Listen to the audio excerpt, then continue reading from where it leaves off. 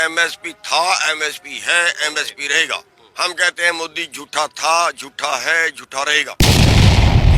ये तो कृषि व्यापार कानून है, और व्यापार कानून तो अंबानी अडानी ने मांगा था। कई साल से जो गोदाम बना रहे हैं, क्या अंदर खाते कोई सेटलमेंट नहीं थी क्या? आजादी के आंदोलन में आरएसएस ने कोई साथ नहीं दिया। 60 साल तक इन्होंने अपने दफ्तर के ऊपर झंडा नहीं लगाया। एक तरह से आपका सवाल वाजिब है, लेकिन मैं आपको ये बता देना चाहता हूं कि ये आंदोलन में इस बार ऊपर वाले की बड़ी असीम कृपा है, और उसी की दया से ये आंदोलन चल रहा है। अगर आप देखें, बीजेपी ने इस आंदोलन को बहुत षड्यंत्र किए तोड़ने के लिए। जाति में बांटना चाहा, धर्म पे बांटना चाहा, हरियाणा पंजाब में बांटना चाहा, और पता नहीं क्या क्या क्या क्या षड्यंत्र किए, और वो सारे षड्यंत्र उल्टे पड़े। बीच में भी एक बार गैप दिया उन्होंने कि हम बात नहीं करेंगे, काफी दिन बीच में ही बात बंद रही, अब फिर बंद है। और अभी तक हम भी असमंजस में हैं, लेकिन एक इरादा तो पक्का है कि बात बंद हो गई, बेशक हो गई हो, लेकिन हमारा आंदोलन बंद नहीं हुआ। अब ये आंदोलन तब तक चलेगा जब तक सरकार हमारी बात को मानेगी नहीं। और आखिरकार जैसे अब ये दिखा रहे हैं कि हम बहुत मजबूत आदमी हैं, हमारी बहुत मजबूत सरकार है, हम किसान आंदोलन को कुछ नहीं मानते, जैसे संसद में वो बोल रहे हैं, उनके बोलने के तरीके से ये नजर आता है कि जैसे उनको आंदोलन की कोई टेंशन ना हो, ये नजर आता है। लेकिन वास्तविकता ये है कि अंदर अंदर कमजोर हो रहे हैं, और अंदर अंदर कमजोर होने से आज आप देख रहे हैं कि ये आंदोलन बढ़ता हुआ, फैलता हुआ आधे देश में फैल गया है। और अब इस आंदोलन में कर्मचारी भी जुड़ने को तैयार हैं, अब इस आंदोलन में हमारे दलित भाई भी जुड़ने को तैयार हैं, अब इस आंदोलन में हमारे शहरी भाई भी जुड़ने को तैयार हैं। तो मेरे को ये लगता है कि उनको बातचीत के लिए भी बुलाना पड़ेगा और हमारी माननी भी पड़ेगी, क्योंकि ये एक जन आंदोलन बन गया है, देश का आंदोलन बन गया है। और हर जगह इसको, मतलब अगर आज मान लिया चुनाव हो जाए तो आज बीजेपी की 100 सीट नहीं आएंगी, 50 भी नहीं आएंगी। मुझे लगता है, चलिए चुनाव पर मैं बात नहीं करूंगा अभी, क्योंकि कई बार जो आंदोलन का रुख होता है, वोटिंग का पैटर्न अलग होता है, लेकिन हम उस पर आते हैं जो आपने पहले सवाल के जवाब में कहा कि हम भी असमंजस में हैं। एक बहुत इंपॉर्टेंट बात आपने एक शब्द का इस्तेमाल किया, इसका क्या मतलब निकाला जाए, क्या असमंजस है किसान नेताओं? असमंजस केवल इतनी सी है कि आंदोलन का कोई तरीका बदला जाए क्या? जैसे अब हम शांति से बैठे हैं, धरनों में बैठे हैं, सड़कों में बैठे हैं, और आज तक का हमारा जो तरीका है आंदोलन करने का, वो हमारा इस तरह का नहीं रहा कि सरकार को मजबूर कर दिया जाए। एक होता ना सरकार को मजबूर करने का तरीका, जैसे मान लिया कर्मचारी हैं, वो बैंक के कर्मचारी उदाहरण के तौर पे ताला लगा के बाहर बैठ गए, तो सरकार मजबूर होगी जब देश का कारोबार ही रुक गया। अब हम जो आंदोलन कर रहे हैं वो इस तरह शांति का कर रहे हैं कि सरकार हमारी गिनती देख के मान जाए, जैसे हम पंचायतें कर रहे हैं, या जैसे हम धरना दिए हुए हैं, या जैसे हमने कहीं पे कोई प्रदर्शन किया है, वो इस तरह का आंदोलन कर रहे हैं कि सरकार मान जाए, देखने से मान जाए। और असमंजस में इसलिए हैं कि कहीं हमें कोई ऐसा आंदोलन करने के लिए सरकार मजबूर कर रही है क्या कि कोई ऐसा आंदोलन किया जाए जिसके सरकार को बात माननी पड़े या हमें गोली मारनी पड़े? कोई ऐसा आंदोलन किया जाए, उसके लिए कहीं मजबूर तो नहीं कर रही। तो इसलिए मैं बोल रहा हूँ कि हम असमंजस में हैं कि क्या किया जाए। अच्छा, ये असमंजस क्या 26 जनवरी के बाद ज्यादा हुआ? क्योंकि उसके पहले आपने सरकार पर दबाव बनाने के लिए ट्रैक्टर रैली एक बार 7 तारीख को किया, फिर 26 को किया, उस समय लाखों ट्रैक्टर पहुंचे भी। क्या 26 जनवरी के बाद ये चिंता हुई कि अब हम क्या करें? हालांकि अभी भी आपने भारत बंद का ऐलान किया, चक्का जाम किया, और अब रेल रोको भी किया हुआ है। यह अलग बात है चडूनी साहब कि उसी चक्का जाम से यूपी और उत्तराखंड को अलग निकाल दिया राकेश टिकैत ने।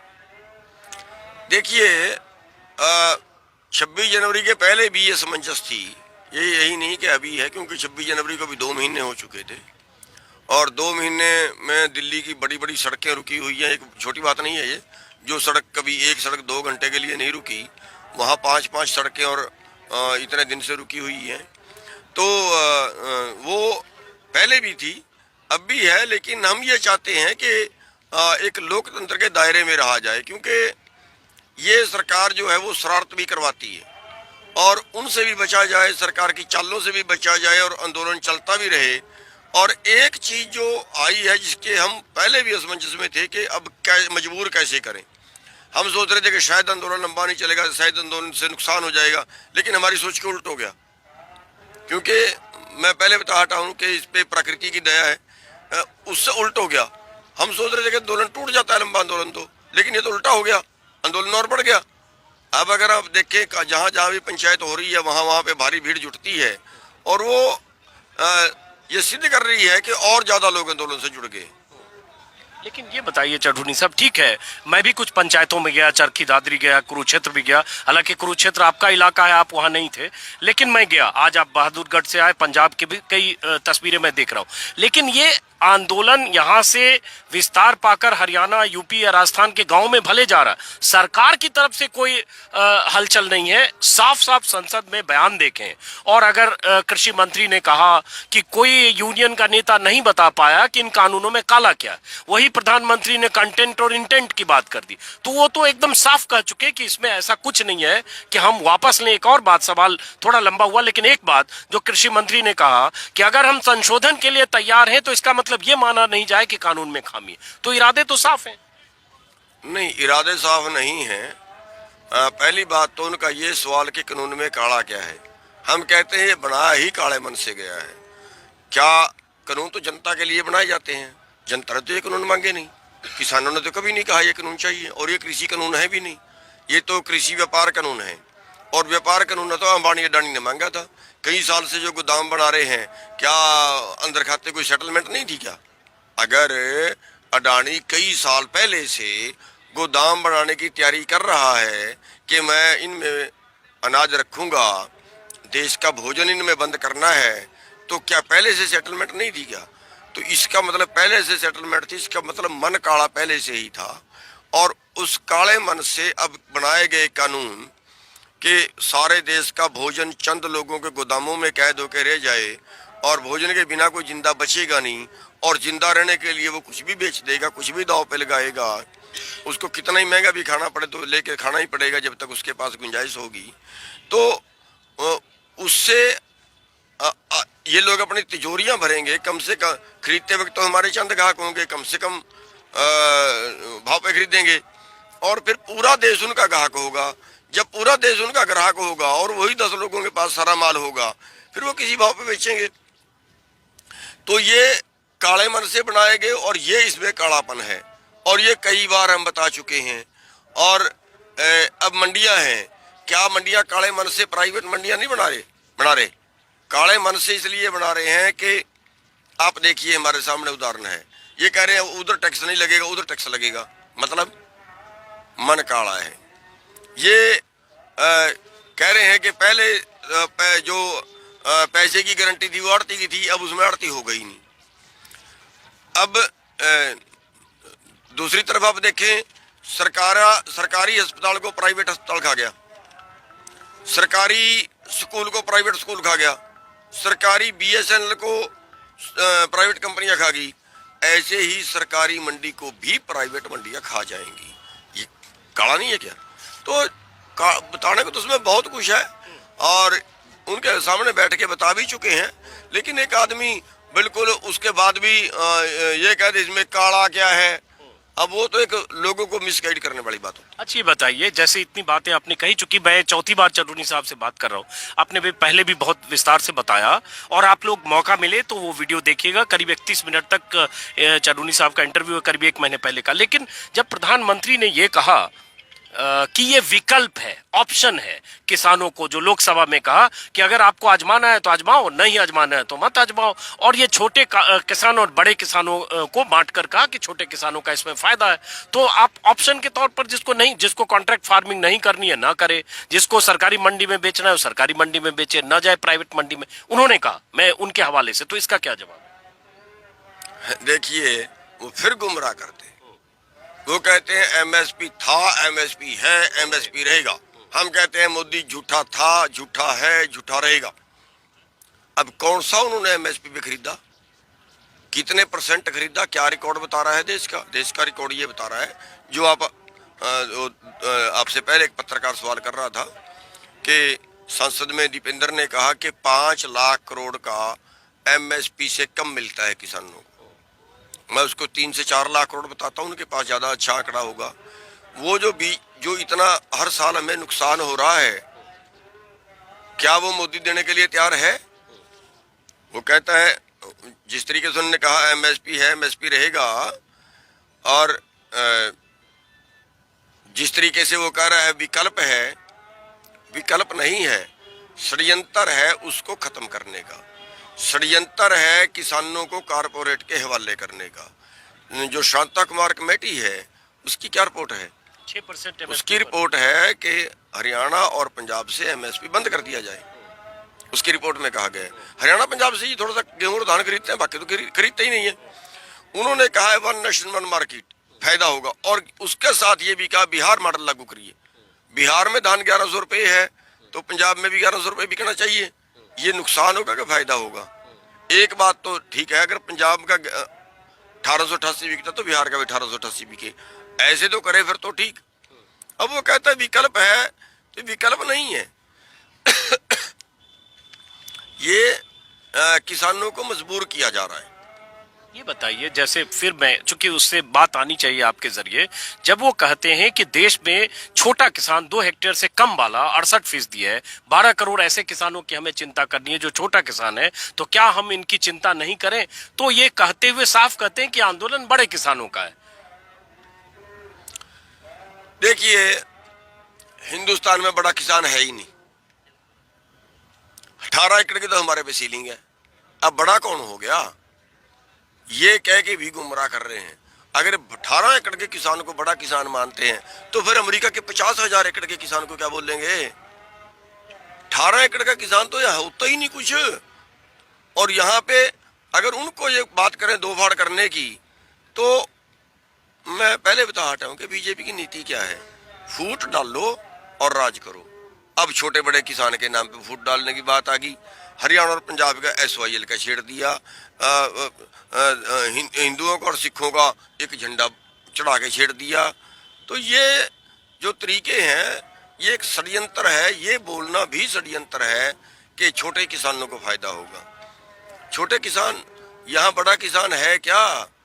1 एकड़ वाला किसान है वो तो रोटी उससे वैसे ही नहीं खा सकता।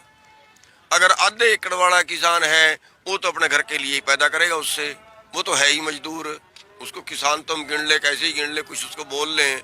लेकिन अब यहाँ पे 1 एकड़ से कम वाले जो है 1 हेक्टेयर वो 1/4 किसानों से ज्यादा हैं।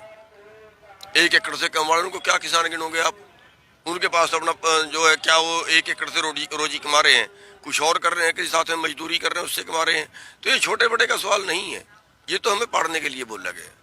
अब ये बताइए चड्ढूनी साहब, ठीक है इस पर कई बार बात हो चुकी, अब यहाँ जहाँ पर आंदोलन है, चूंकि असमंजस शब्द का इस्तेमाल किया, क्या किसान नेताओं में 2 तरह की ऐसी कोई राय है कि अगर सरकार 1.5 साल का विकल्प दे रही थी, जो सरकार की तरफ से कहा गया, PM की तरफ से कि वो प्रस्ताव अभी भी खुला है बातचीत के लिए, क्या वैसा कोई प्रस्ताव कि 1.5 साल की जगह 2 साल करें, बात करें, इस पर कोई आपस में कोई 2 तरह की राय है क्या?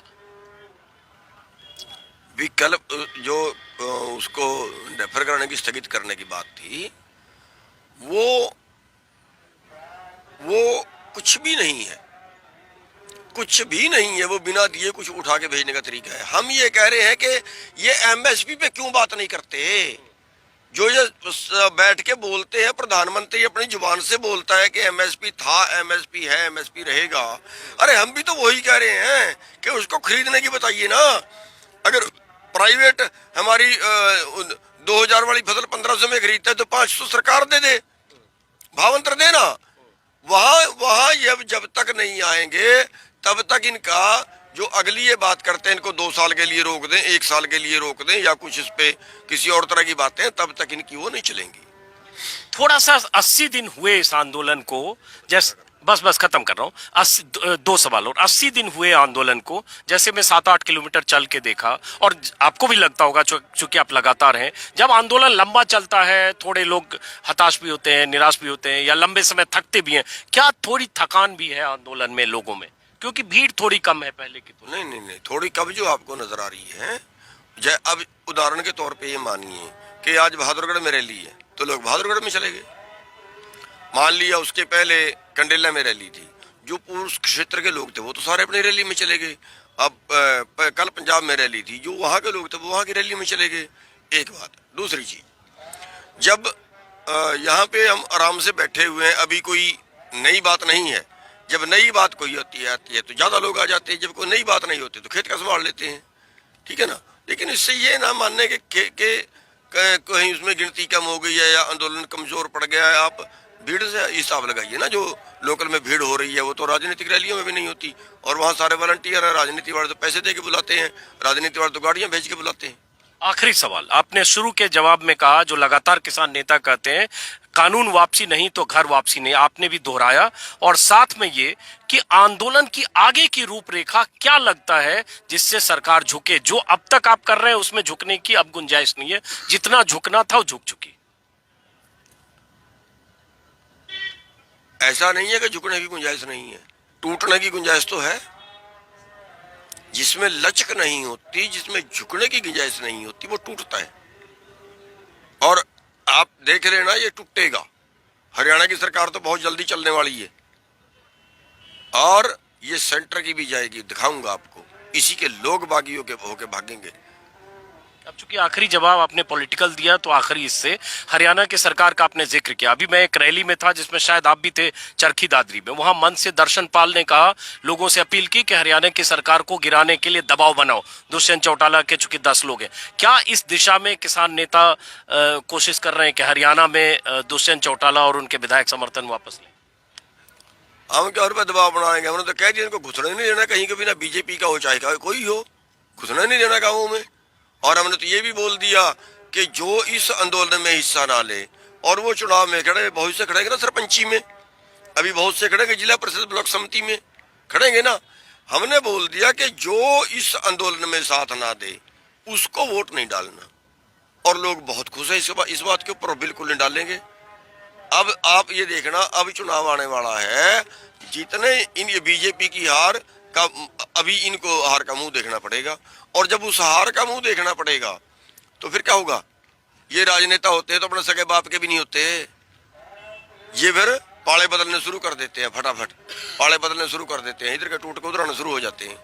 वो होगा पंचायती चुनाव आने तो उसके बाद दिखाऊंगा आपको, ये होगा। चलिए गुरनाम सिंह चडूनी, लेकिन फिर एक सवाल आखिरी, कि ये जिद किसान नेताओं की कि हम बीच का रास्ता नहीं अख्तियार करेंगे, क्या इससे किसान आंदोलन को आगे कोई नुकसान होगा? ये सवाल बहुत जरूरी है, क्योंकि अब बहुत लोग पूछ रहे हैं कि जिद तो नहीं है। ये किसानों की कोई जिद नहीं है, एमएसपी हमारा अधिकार है। हम केवल अपना अधिकार मांग रहे हैं, केवल जो सरकार ने तय किया वही मांग रहे हैं। सरकार ने जो तय किया, जो पिछले 1967 से तय हो रहा, वही तो मांग रहे हैं। कम से कम तो मांग रहे हैं, लागत के आधार पे नहीं मांग रहे।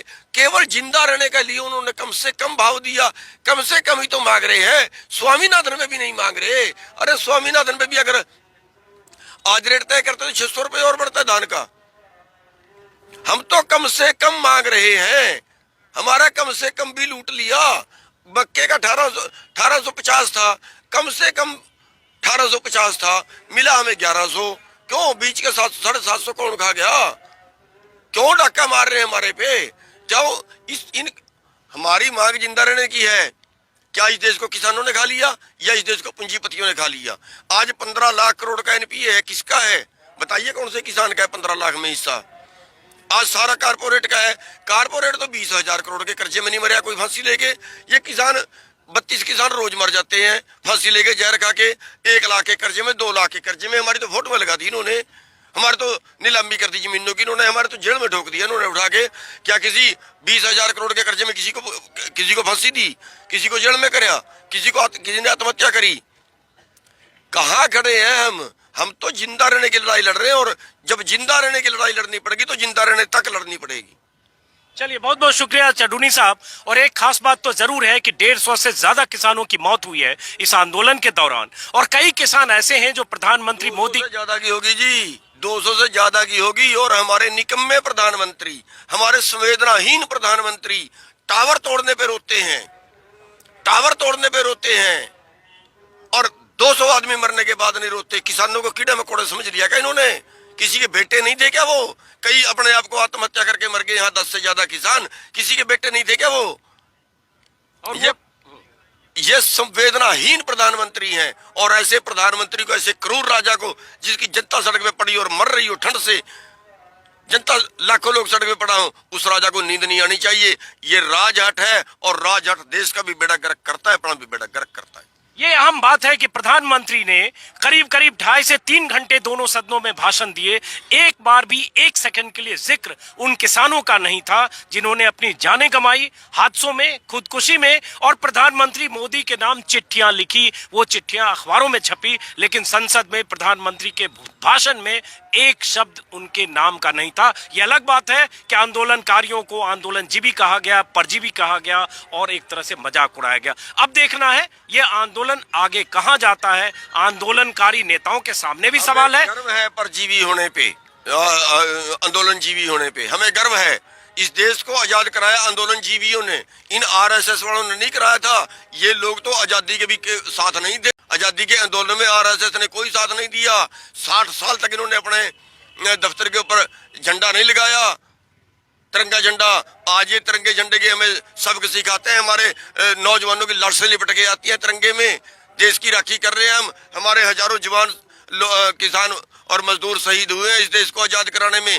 आज ये हमें सिखाते हैं तिरंगा, और ये हमें बताते हैं आंदोलनजीवी।